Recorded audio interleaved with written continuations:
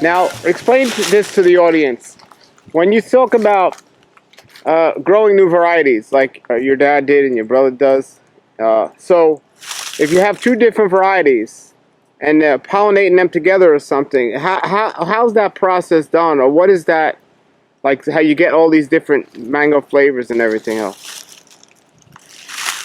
It's a big subject, but basically, mangoes are wind pollinated. Persons who want to be sure that they have a better chance of two varieties being joined, they will put them in a screened in or area enclosed so other insects and breezes and all doesn't blow other types in there. Then they'll have a more sure chance of being correct when they say it's a cross between this and that. Otherwise, there's so much mango pollen around, who's to say what was pollinated which, you know. I will mention my dad had said he did not want stringy mangoes in his grove because people generally did not like stringy mangoes, the ones with a lot of fuzz in them, yeah. you know. So to help eliminate those varieties leaving pollen for pollination in his more stringless mangoes, shall we say, he didn't want those there. So his seedlings would have a better chance of being free of fiber. I asked a person one time, correct me, Verna, if I'm wrong, or maybe you ought to tell this part of it, if he would be offended if he had a mango that had no strings in it, or no fibers like that in it. And he thought a little bit and he said, well, yes. I was surprised because I thought everybody was offended by those strings. He said, no, I want some string that helps move things through my digestive system. So having fibers in mangoes is not necessarily a bad thing. It helps the fruit to hold up their firmness if handled commercially. And if you know how to cut a mango, you can cut it so those fibers are very short and they're not a problem to you if you're not trying to eat off of the seed and do it that way. But to say a certain mango is a cross between this and that, let me put it this way, they do not hand pollinate mangoes. The hand pollinating of mangoes, forget that. There's too many hundreds of little blooms, most of which are going to fall and be wasted. So your only chance is trying to get two varieties in same proximity and eliminate all others. Then you may get a cross between the two of them.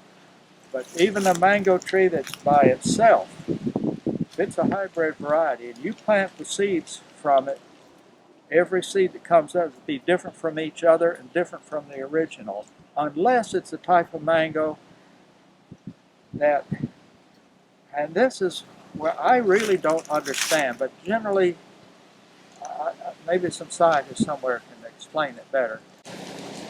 But I have seen too many polyembryonic varieties planted that came up different from each other. And yet, I was, as a youngster, was told that the polyembryonic varieties came true to seed, that that's exactly what you got if you planted one. Turpentine was an example. The mango we call turpentine here, I understand they have a different mango in Jamaica that they call turpentine. But anyway, you plant the seed of a turpentine, it's polyembryonic, and that's what you're going to get out of it. Although there are variations even among those, one from the other. So the only way to be sure to get a variety identical to, say, what you sample from a tree is to get a vegetative start from that tree or from a tree of that same variety and grow it on a rootstock. And the rootstock may make a little difference in the growth habit, but it's not going to make a difference in the quality of the fruit that's up on growing above the rootstock.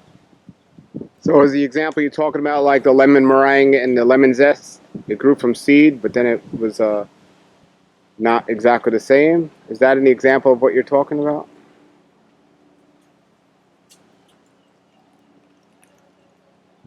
I believe that's what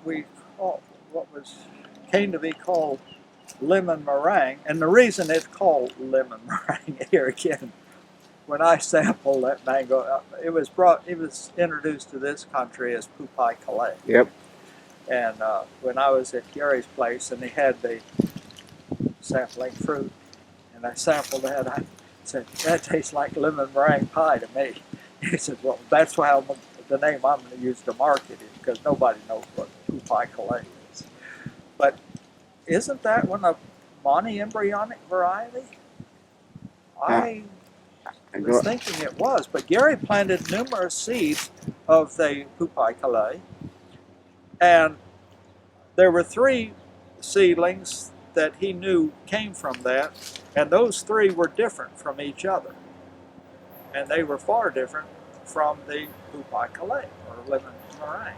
Gary did have some areas where he fenced in with screening, height screening, to keep insects out and help reduce the wind flow.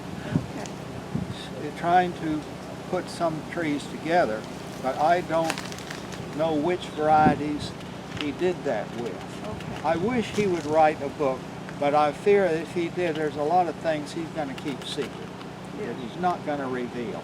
And there are certain things that I don't feel it my responsibility to reveal of what I know that he does, particularly in propagating the trees. But as far as selecting varieties, he did make a point, and this might be of extreme interest to some people who want to plant seedlings. He had learned that when a seed sprouts, when it's very young, and its tender leaves, if they're crushed and you smell, that there's a type of fragrance that goes out that can be some indication of the flavor that the fruit born on that tree when it comes to maturity would have. So in his, shall we say, scientific efforts to get new varieties, and he must have planted, I don't know how many thousands, at least over 1,500. He kept records of where those fruit came from, and when the seeds sprouted, he would smell the leaves, and if they didn't have a certain fragrance that tickled his taste buds, he discarded those. But those that he liked, he kept them. And this was done in little styrofoam containers. So he had a lot of little ones. He grew them up, and eventually he planted them in rows that were designated by either a number, 2 different numbers, like, 27-1. Yeah. It was in the first tree in row 27.